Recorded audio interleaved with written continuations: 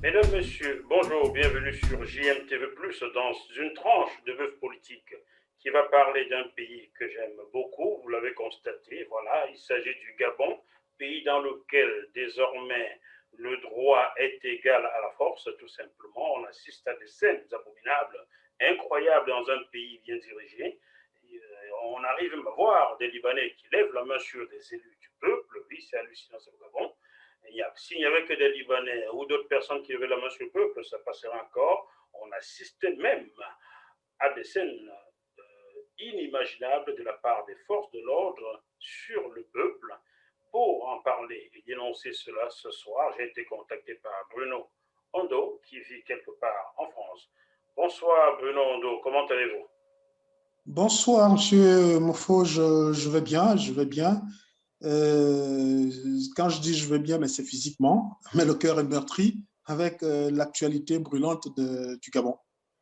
Actualité brûlante. Alors, je vais vous laisser la première de la chose. Expliquez-moi, outre ce que j'ai vu à Port-Gentil aujourd'hui, où on a fini par interpeller deux Libanais qui vivent et qui sont commerçants, qu'est-ce qui se passe au niveau étatique?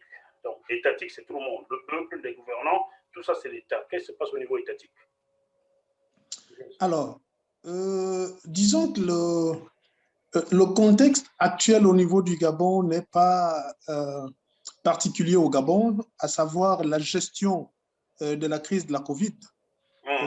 C'est un problème international aujourd'hui. Tous les pays pratiquement connaissent le même problème. Mais il se trouve que les modes opératoires ou les modes de gestion de cette crise diffèrent d'un pays à un autre en fonction de ce que les gouvernements pensent bien pour leur peuple ou alors est-ce qu'ils se soucient des biens du peuple. Il se trouve donc au Gabon, alors nous pouvons dire quasiment que le peuple gabonais est confiné depuis un an. On peut le dire comme ça. Parce qu'il y a eu des tentatives de levée de couvre-feu ou de, comment, je sais pas comment, de confinement.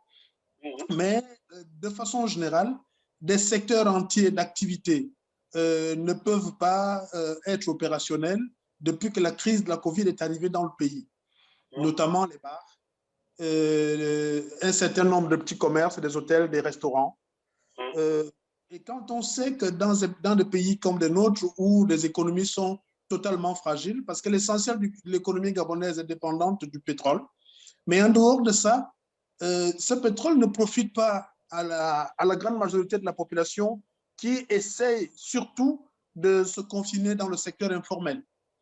Alors, du jour au lendemain, être privé des possibilités justement de production dans le secteur informel, imaginez ce que ça peut donner comme conséquence au niveau de la population. Et c'est ce qui fait que depuis un certain temps, euh, les, les, les accumulations de frustration euh, ont amené les populations à réagir aux dernières mesures gouvernementales qui consistaient à, à mettre le couvre-feu désormais à 18h30 lorsque les gens doivent quitter le travail à 16h30 avec une... On est en France là ou bien on est au Gabon? On est au Gabon, 18h. En France même, ça ne marche déjà pas. On l'a copié au Gabon. Au Gabon, couvre-feu, 18h, sortie du travail, 16h30. Pas de transport en commun, très peu de routes. Alors, c'est un spectacle inédit sur les routes de Libreville, la capitale du Gabon, justement lorsque les gens... Je connais plutôt bien Libreville avec les embouteillages. Quand on habite à Gondje et qu'il n'y a qu'une seule route passant devant l'aéroport pour aller à Gondje, j'y ai vécu, j'y ai eu une maison. Je peux vous dire que sortir le matin, entrer le soir, était un calvaire pour tout le monde, pour nous tous. Exactement. J'en profite pour saluer Sylvain Abessolo qui vit à Vrabam là-bas. Voilà, donc on ben voilà. Donc, du coup, cette mesure a provoqué à la limite une espèce de révolte populaire. Et du coup, certains acteurs de la société civile ont initié ce qu'on appelle aujourd'hui au Gabon communément le concert des casseroles. Oui, je l'ai vu devant le Premier ministère. Hein? Voilà. Et dans ce concert de casseroles, il s'agit de quoi? Il s'agit tout simplement que les citoyens puissent manifester leur mécontentement à 20h en essayant de frapper sur une casserole pendant 5 minutes, étant chez eux. Et il s'est trouvé que quelques jeunes, pour mieux se faire entendre ces derniers temps, ont choisi de se mettre sur la route dans leur quartier de façon pacifique avec leur casserole. Et cela n'a pas été de l'avis du pouvoir public qui a fait le choix d'envoyer les forces de l'ordre de sécurité. Pour la plupart, enfin, il y avait un groupe qui était cagoulé, de toutes les façons, c'est celui-là qui a causé la mort de 2 compatriotes à Libreville. Un groupe de forces de l'ordre cagoulé. Cagoulé. Et au Gabon, tout le monde sait que dans la plupart du temps aujourd'hui, depuis quelques années, la plupart des interventions militaires ou policières au Gabon, ces derniers débarquent souvent pour faire des basses besognes cagoulées. Indépendamment donc de ces cas de décès qui sont enregistrés, il y a des descentes nocturnes dans des domiciles privés des forces de sécurité et de défense qui vont... C'est très grave ça, Benoît. Exactement, c'est ce que nous vivons au Gabon aujourd'hui, qui vont menacer les populations, qui vont menacer des habitants dans leurs maisons, sans aucun mandat, parce qu'il faut dire qu'en fait, c'est un pays qui, à titre, en parenthèse, je souligne que je suis un défenseur des droits de l'homme, mais pas un simple défenseur. Je suis un expert pour les questions des droits de l'homme, parce que je suis diplômé de sciences sociales, option droits de l'homme et action humanitaire. Et il se trouve que dans mon pays aujourd'hui, les procédures extrajudiciaires sont devenues la norme parce qu'il y a un certain nombre de structures de la police et de la gendarmerie qui ne répondent pas du parquet, mais de la présidence de la République directement. Ces derniers, donc, peuvent enlever à toute heure des citoyens dans leur domicile pour les garder aussi longtemps que possible parce qu'ils n'ont pas de compte à rendre à qui que ce soit. Et nous assistons justement à cette série d'arrestations, d'enlèvements, de séquestrations et d'intimidation depuis que nous parlons justement de la gestion de la crise de la Covid. À la limite, j'étais tenté de croire que le secrétaire général des Nations Unies, lorsqu'il a fait son intervention récemment, qui dit qu'on ne profite pas de la crise de la Covid justement pour museler la liberté des peuples, pour réprimer les peuples. Et j'avais l'impression justement qu'il s'adressait au gouvernement de mon pays. Bon, voilà un tout petit peu la situation. Ce n'est pas propre au Gabon ce que vous décrivez là. Au Cameroun voisin, c'est une guerre mieux. Hein? Vous le savez. Oui, je connais la situation au niveau du Cameroun. Disons que je voyage assez souvent d'ailleurs ces derniers temps, enfin souvent en Afrique. Mais j'ai envie de dire... Ne le dites pas, vous pourrez être enlevé là-bas. Attention. J'ai envie de vous rassurer que je suis continuellement en contact avec le Cameroun parce que j'ai passé une bonne partie de mes années d'études. Donc, j'ai beaucoup d'amis. Mais ce qui se passe au Gabon est inédit d'ailleurs. Les Camerounais n'arrêtent pas de faire des vidéos pour se moquer des Gabonais qui vivent en prison à ciel ouvert dans leur pays. On ne devrait pas. Ils sont guère mieux au Cameroun. Hein? Donc, si un Camerounais se moquait d'un Gabonais, il mourrait sur son dos. Ou un Gabonais se moquait d'un Camerounais, il mourrait sur son dos parce que j'appartiens aux deux pays. Ah ben voilà. Voilà. Même si je ne peux plus y retourner, parce que les gens que vous dénoncez voient en moi le journaliste de l'opposition. Depuis, j'avais interviewé M. Ping. Je suis vu par le régime chez vous comme étant journaliste de l'opposition. Ceux qui ne savent pas, c'est qu'un journaliste doit donner la parole, se doit déontologiquement donner la parole à tous, même au diable. Le diable donne la parole. Alors, aujourd'hui, oui, on dénombre déjà 2 morts. Je suppose qu'il y a des emprisonnements de ces personnes qui manifestaient dans la nuit pour demander la levée de couvre-feu. Disons qu'il y a eu quelques arrestations. Il y a eu quelques arrestations, notamment un leader syndical du côté d'OIM.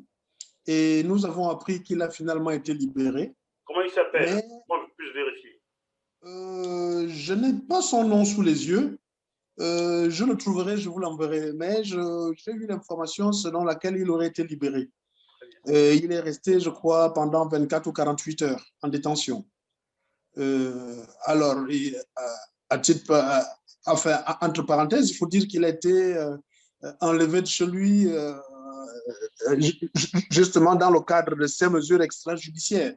C'est-à-dire, ce n'était pas le parquet qui a établi un mandat d'arrêt, il ne faisait l'objet d'aucune plainte, il a été arrêté à des heures indues, mais il a quand même fait l'objet d'une arrestation. Est-ce qu'il faut appeler arrestation ou enlèvement? Le terme juridique approprié, je pense que difficilement on parlerait d'arrestation ici.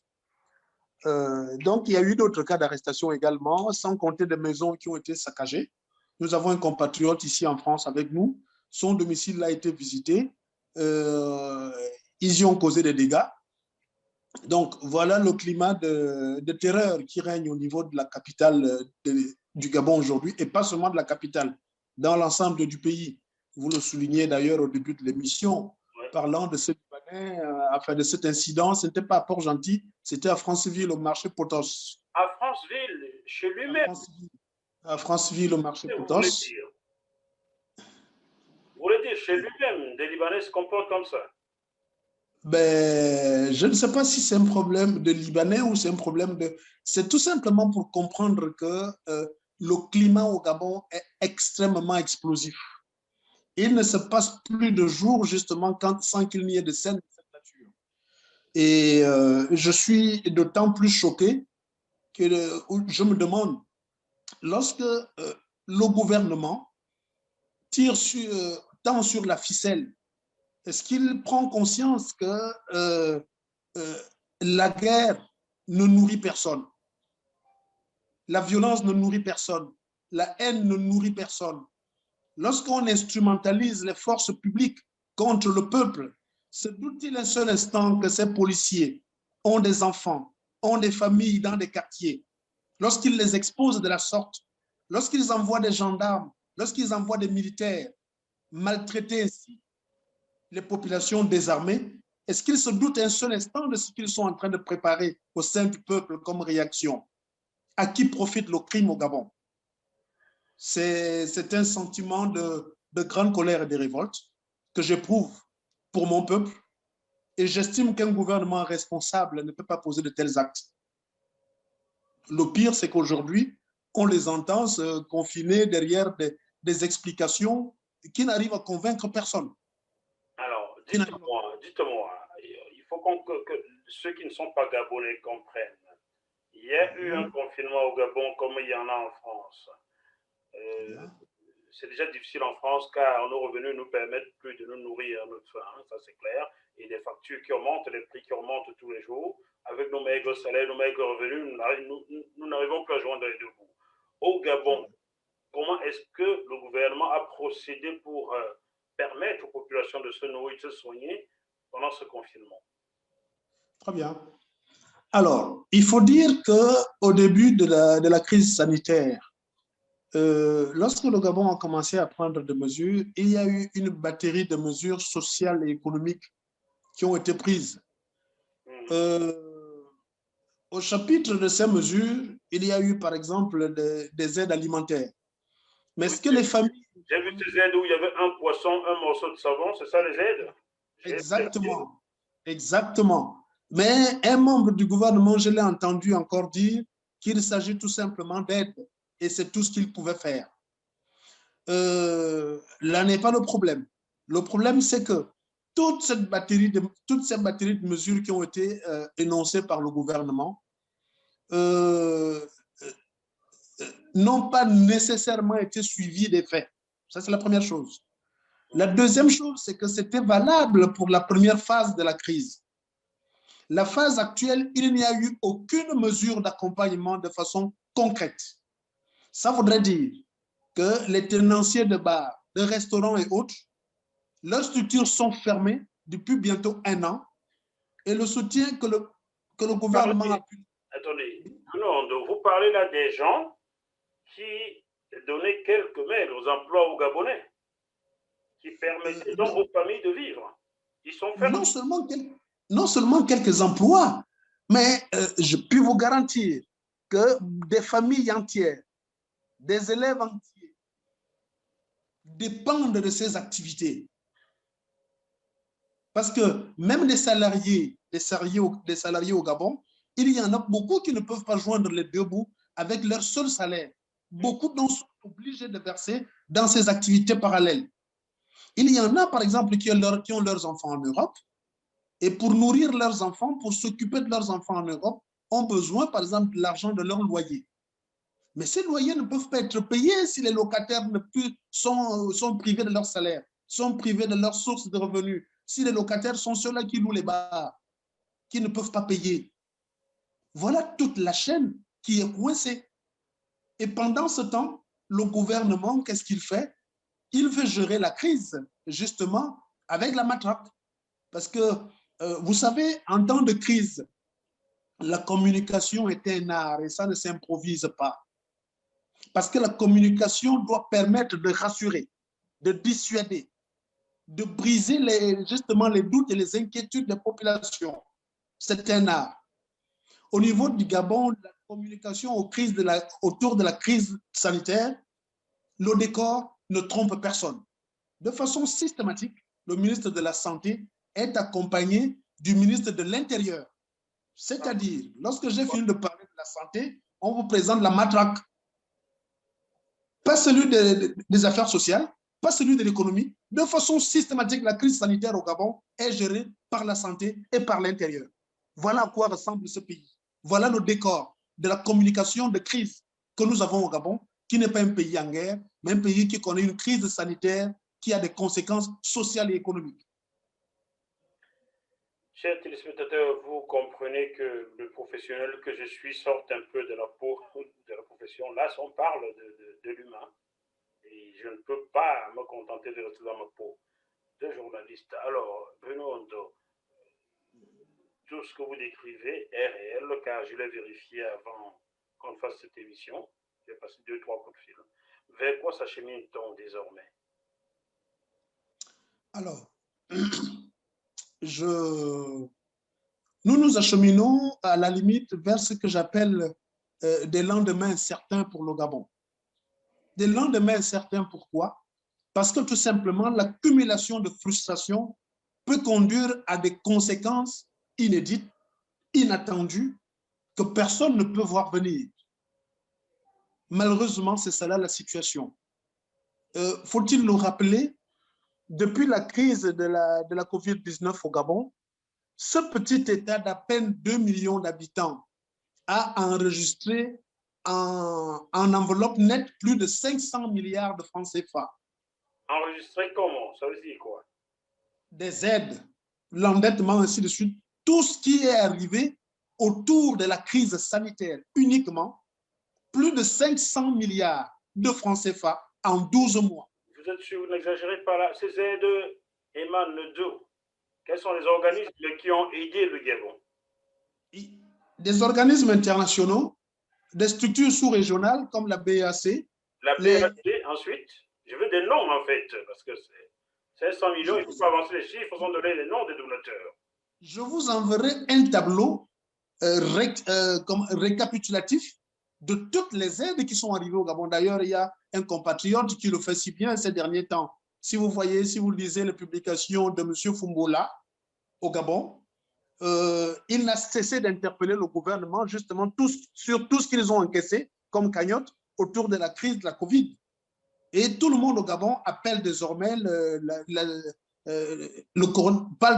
parle sans cesse du corona business.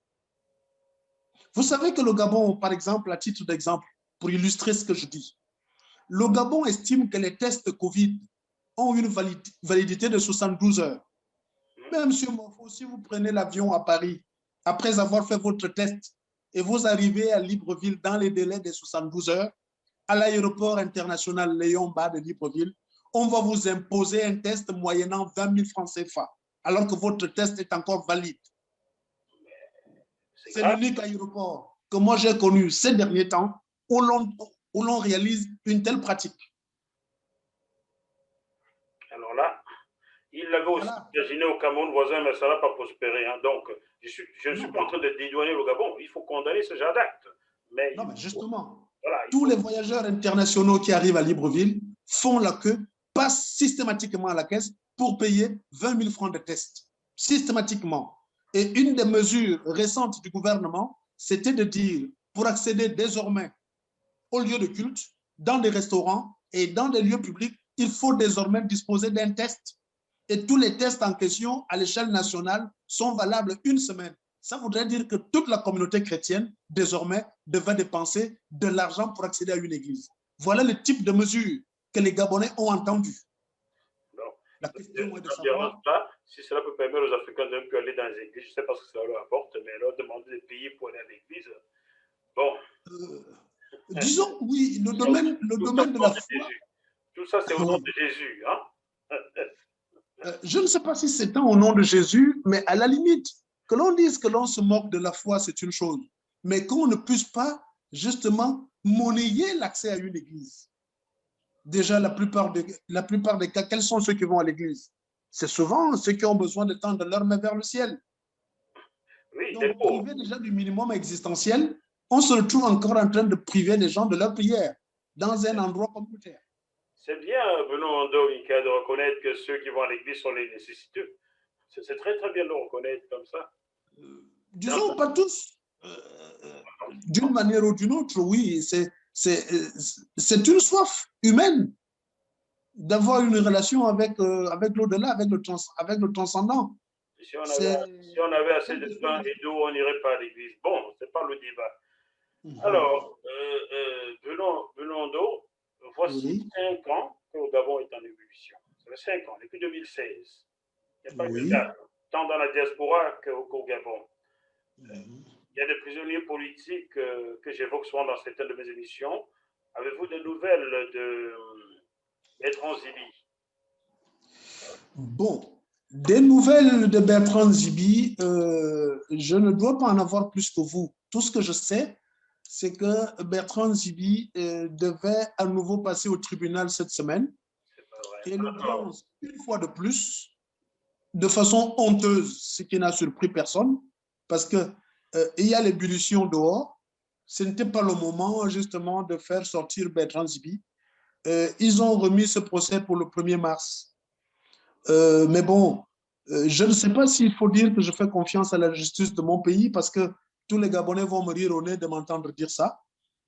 Tout ce que nous disons, c'est que nous espérons que c'est des compatriotes qui sont également responsables de ces institutions et qu'à un moment donné, il y aura un sursaut patriotique qui va résonner au-dedans d'eux-mêmes, une soif réelle de justice où chacun d'eux va se dire, je dois laisser ce pays dans quel état?